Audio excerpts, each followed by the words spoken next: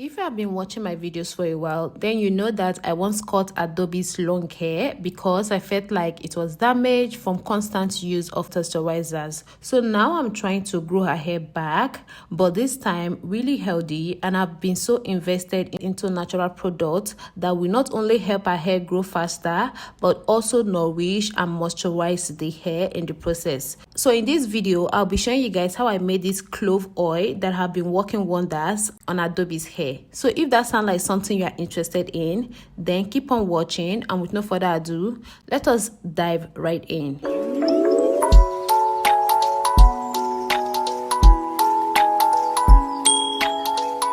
For the making of this oil, you will need some cloves, some ginger, shea butter, coconut oil, and olive oil. Into my blender, I started pouring in all the ingredients. Please note that the quantity of this ingredient all depends on the quantity of oil I want to make. I cut my ginger into small pieces. I didn't use all the gingers I showed you guys earlier. I used about the same quantity as the cloves. Next, I'll start pouring in my oils. I'll be using this measuring cup to measure out my oil.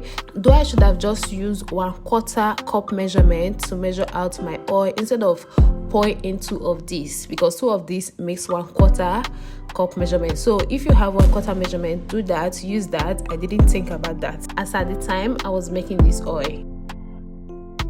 Now it's time to blend, so I'll go ahead and start blending away.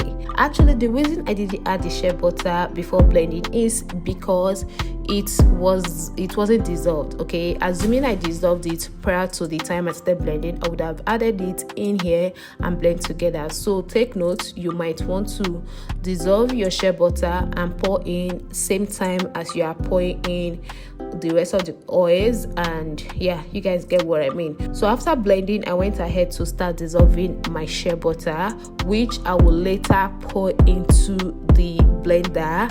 And if you have to use this method, that is after blending the other ingredients then dissolving this, you have to wait for the shea butter to cool down before pouring into your blender for safety reasons. Okay, that is really essential. Or you can dissolve the shea butter first, so you can add it together at the same time you're adding your oils into the blender.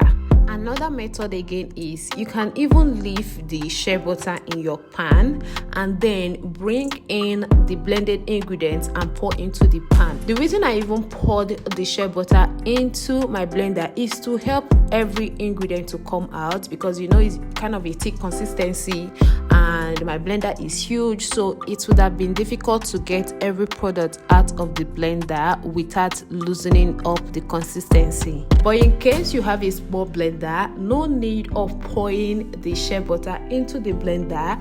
Instead, you can pour in the blended ingredients directly into your shea butter that is already on heat. Am I making sense though?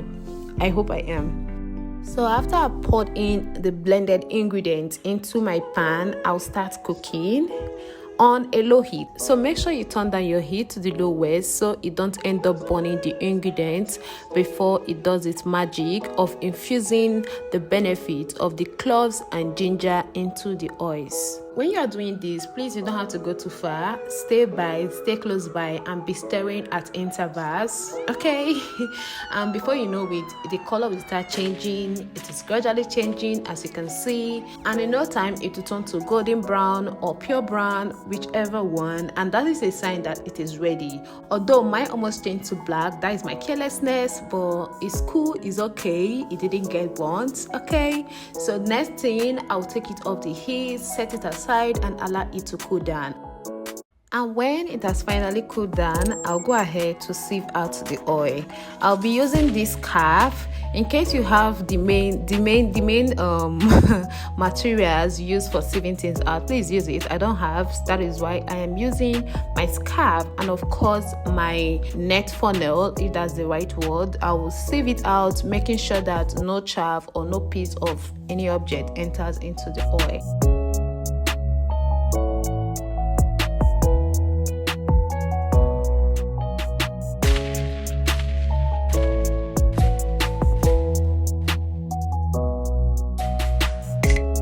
When I'm done done sieving out the oil, I'll go ahead and pour the oil into this container that I previously used for this oil. As you can see, I just have a little bit of the product or of the oil left in it, so I will pour in the new one into it.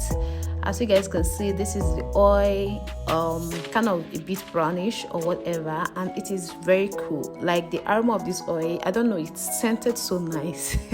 The aroma just feels so fresh and all that. And of course, this bottle was too small for it. Like, if you're looking at it, you feel like, yeah, you will know that this bottle is small. So the bottle couldn't contain all the oils, and I decided to pour it into this can that I previously used in storing shea butter. So this is me spraying the oil into my daughter's cap, just to demonstrate, to show you all how it can be used. And of course, she had a hairstyle on, but that is no problem. This is to tell you that with or without a hairstyle, you can always apply this on your hair or on your baby's hair. And tada, that is it. That is the end of this video. Please, if you found this video helpful, do give it a thumbs up, subscribe to the channel if you haven't, leave comment below if you need clarification in anything that I've said, and I will sure answer you. And until next time, see you in my video. I love you still, and you know I always will, till the end of time. I won't change my mind.